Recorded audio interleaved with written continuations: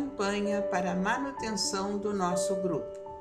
Participe acessando o nosso site. Olá, irmãos! Então, mais uma vez, estamos com gratidão com essa oportunidade desse trabalho do Grupo Espírita Francisco Xavier, de lermos uma passagem do Evangelho segundo o Espiritismo e reflexionar após, e o segundo momento, o trabalho de prece e radiações. Então vamos lá. Então foi aberto no capítulo 19,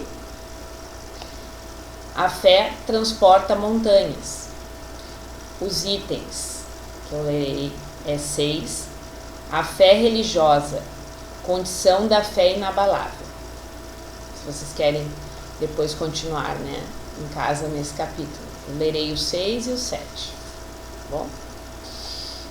Do ponto de vista religioso, a fé consiste na crença em dogmas especiais que constituem as diferentes religiões. Todas elas têm seus artigos de fé. Sob esse aspecto, pode a fé ser raciocinada ou cega. Nada examinando, a fé cega aceita sem verificação, assim o verdadeiro como o falso. E a cada passo se choca com a evidência e a razão. Levada ao excesso, produz o fanatismo.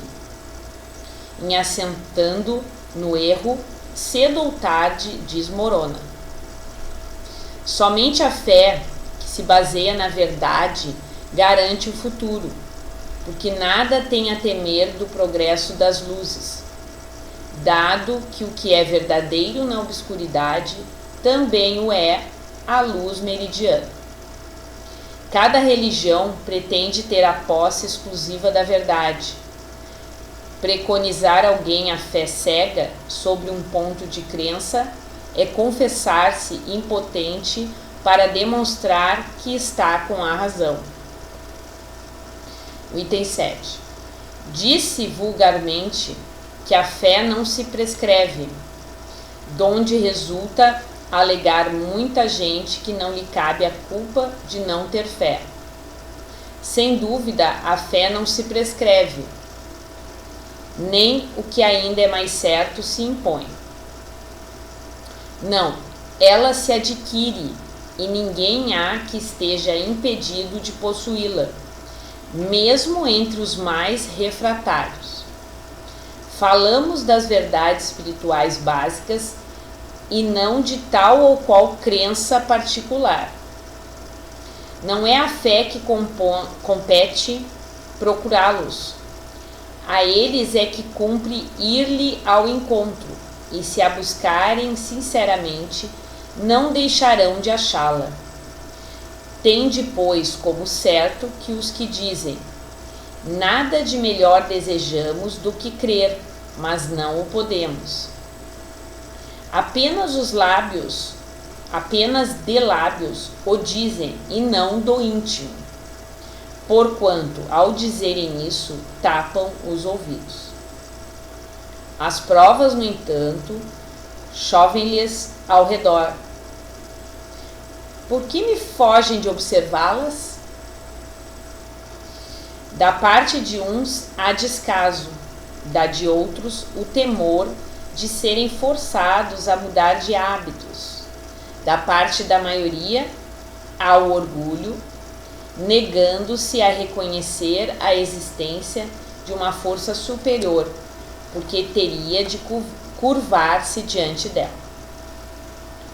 Em certas pessoas, a fé parece de algum modo inata. Uma centelha basta para desenvolvê-la. Essa facilidade de assimilar as verdades espirituais é sinal evidente de anterior progresso. Em outras pessoas, ao contrário, elas dificilmente penetram, sinal não menos evidente de natureza retardatárias. As primeiras já creram e compreenderam, trazem ao renascerem a intuição do que souberam, estão com a educação feita.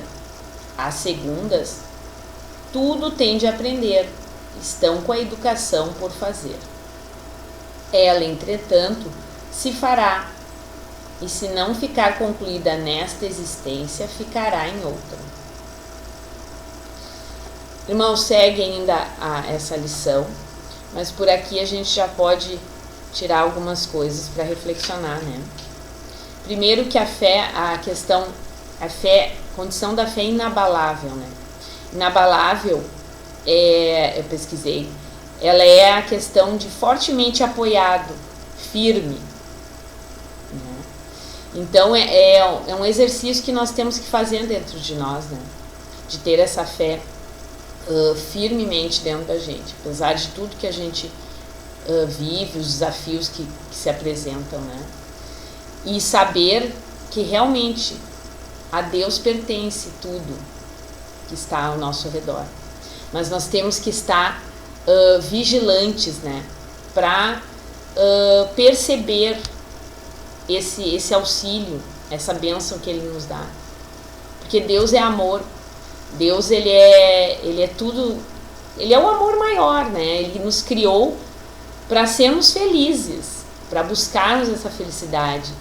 E por isso essa bênção da reencarnação. Então, as pessoas que não chegam com essa fé já inabalável, como diz aqui, elas podem sim criar, elas estão com essa educação para ser feita, né? E é um exercício mesmo diário nosso, né?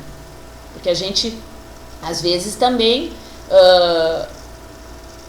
fica ressabiado de coisas, fica com, né, desesperança, mas não, a gente tem que cultivar isso, prestar atenção bastante em tudo que vem, né? Em tudo que vem da natureza, principalmente essa força que vem. Estar aptos, assim, para entender os sinais da natureza, né? E também algo muito importante desse capítulo é essa questão, assim, de que a gente não tem que ter uma fé cega, né? Porque a fé cega, ela leva ao fanatismo. E aí, irmãos, também pesquisei, é a questão, assim, é um zelo religioso obsessivo que pode levar a extremos de intolerância. Intolerância é algo que Jesus não nos passou. Ele nos passou que nós devemos amar a Deus sobre todas as coisas e ao próximo como a nós mesmos. Então, na verdade, Jesus, ele não veio criar nenhuma religião, né? Ele veio pregar o amor. É um exercício, a gente está aprendendo a amar ainda, né? Indistintamente. Ele jamais ele colabora ou aceita essa questão de fanatismo em nome dele. Não. Jesus não era isto. Jesus é a luz do mundo, né? A luz desse planeta, é o governador maior do planeta Terra. E ele quer que a gente desenvolva esse amor que ele veio pregar. E o evangelho, ele é importante nisso, é a palavra de Jesus aqui, né? Escrito foi os discípulos dele que escreveram, né? E na nossa doutrina, Kardec codificou com a ajuda dos espíritos, e também tem essas notas de Kardec que são importantíssimas, né? Da gente ler. Por exemplo, uma coisa que a gente tem que pensar, as obras básicas, elas foram codificadas, né, no século XIX, né? E aí tem até uma nota no final desse capítulo aqui, que eu vou ler, que é importante. Que Kardec escreveu essas palavras no século XIX. Hoje, o espírito humano tornou-se ainda mais exigente. A fé cega está abandonada.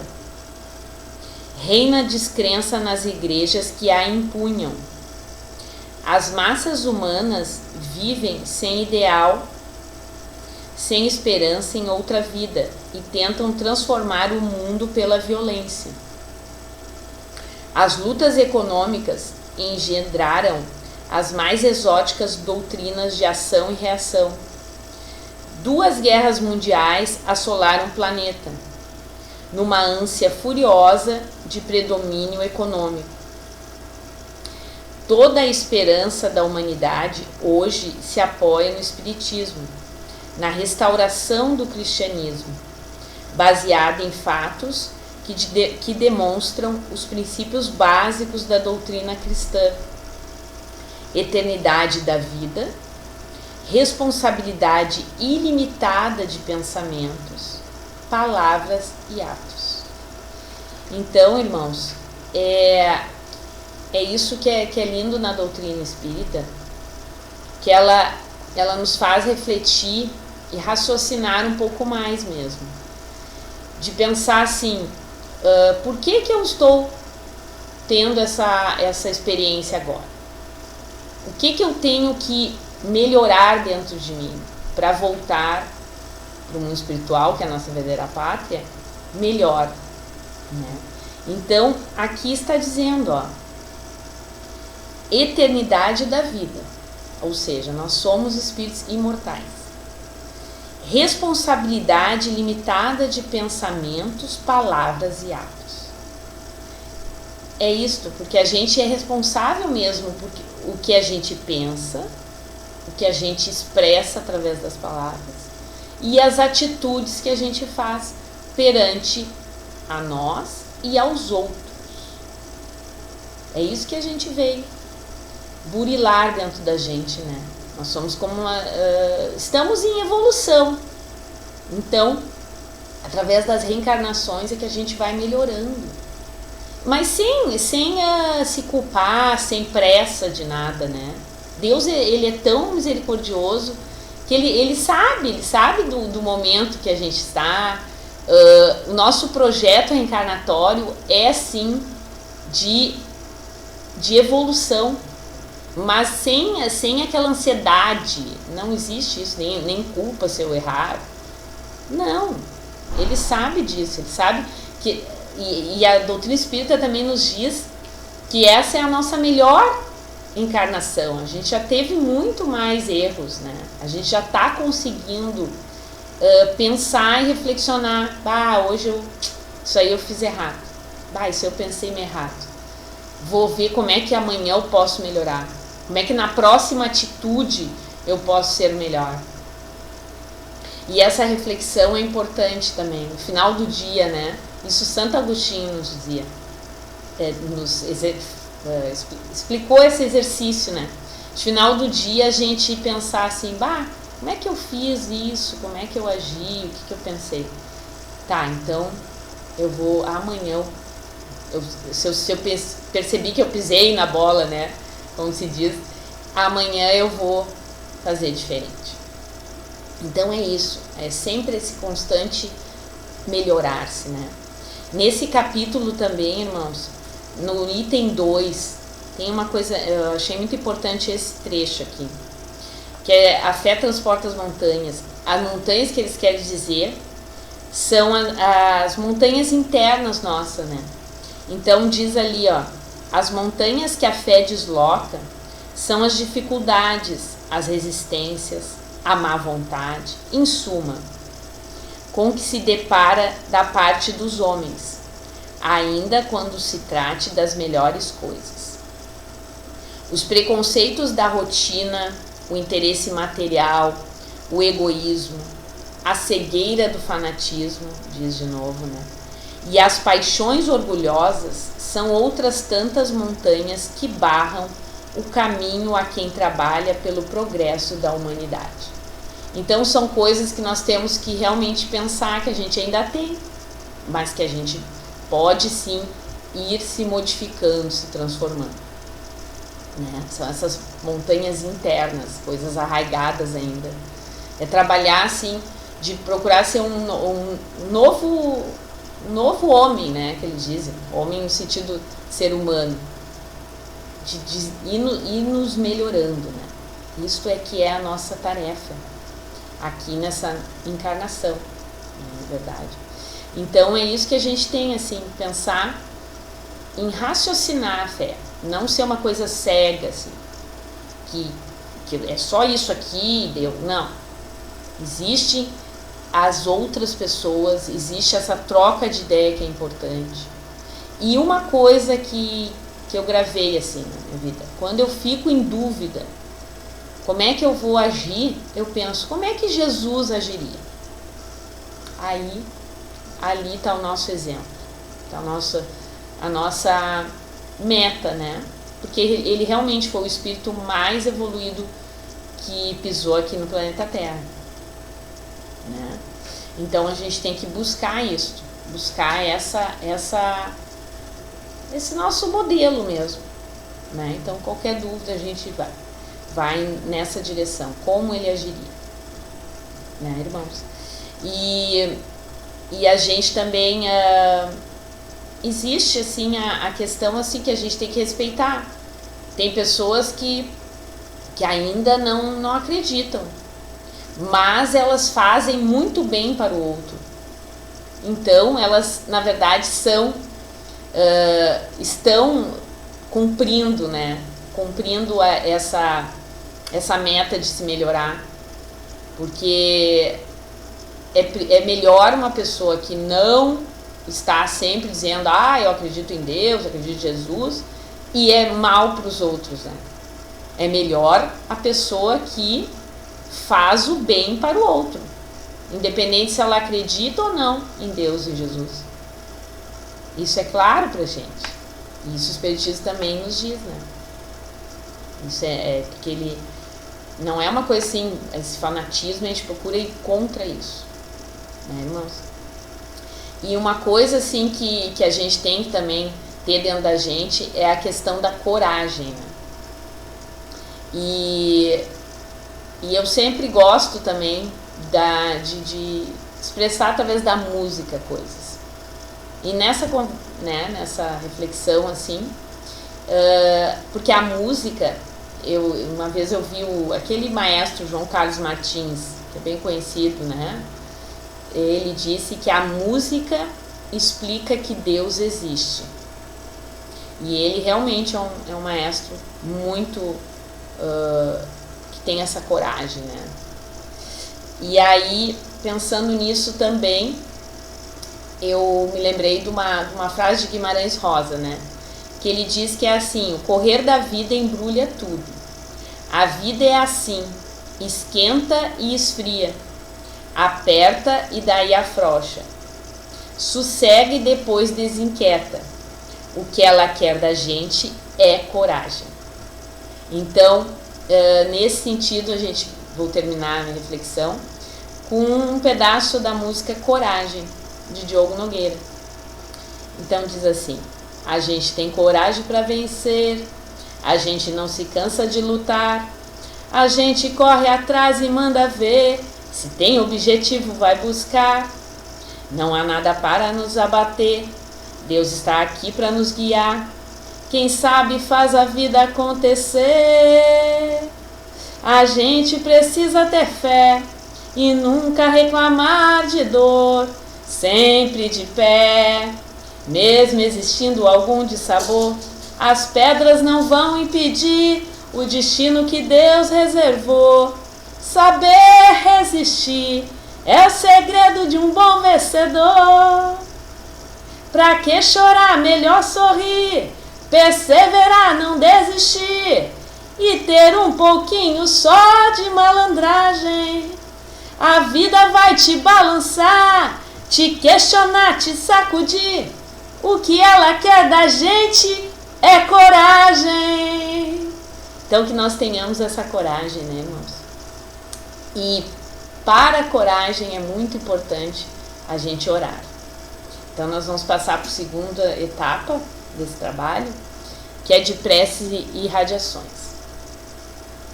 Irmãos, vamos unir nossas almas confiantes para dedicar nosso pensamento e sentimento fraternos para quem precisa, quem está carente de saúde e de paz. Convidamos todos os irmãos a manterem seus corações e pensamentos vibrando nas preces que faremos a Deus a partir deste momento, em favor daqueles a quem endereçarmos nossas vibrações. Prece para os enfermos. Neste momento, abrimos uma corrente de vibrações em benefício de nossos irmãos enfermos, que se encontram em nossas casas, hospitais, casas de caridade e demais locais onde se acham passando por dolorosas provações. Senhor, pedimos alívio para estes irmãos, que o teu infinito amor permita que os divinos mensageiros possam deles se aproximar, suavizando-lhes o sofrimento. Senhor, se as tuas leis permitirem, que possam recuperar a saúde e tenham muita coragem e esperanças sob a tua misericórdia infinita. Prece para os desencarnados. Pai, lembramos com muito carinho dos nossos irmãos desencarnados, pedindo tuas bênçãos a estes irmãos queridos, que possam despertar para a realidade espiritual sob a luz da verdade e de teu sublime amor. Que se esclareçam, se libertem de todas as perturbações, reanimem-se e progridam, envolvidos na força da tua amorosa proteção. Prece para os lares. Pai, precisamos que o teu amor ilumine os nossos lares, afastando as trevas da incompreensão, dos vícios, do sofrimento, das perturbações espirituais. Ajuda-nos, Pai, a compreender que somos todos teus filhos, formando uma família com quem temos a necessidade de aprender a amar, auxiliando-nos uns aos outros. Que em nossos lares reine a harmonia e a paz sob as tuas bênçãos divinas. Prece para a paz no mundo. Em ti, Senhor, está a força suprema do bem e da paz que governa o universo. Abençoa os dirigentes de todas as nações, especialmente os do nosso país, que saibam governar bem sob a tua proteção, no sentido da ordem e da fraternidade universal. Prece de encerramento. Graças, Senhor, por estes momentos felizes e pela assistência amorosa dos bons espíritos. Abençoa-nos, seja feita a tua vontade, despede-nos na tua paz. Assim seja. Campanha para a manutenção do nosso grupo. Participe acessando nosso site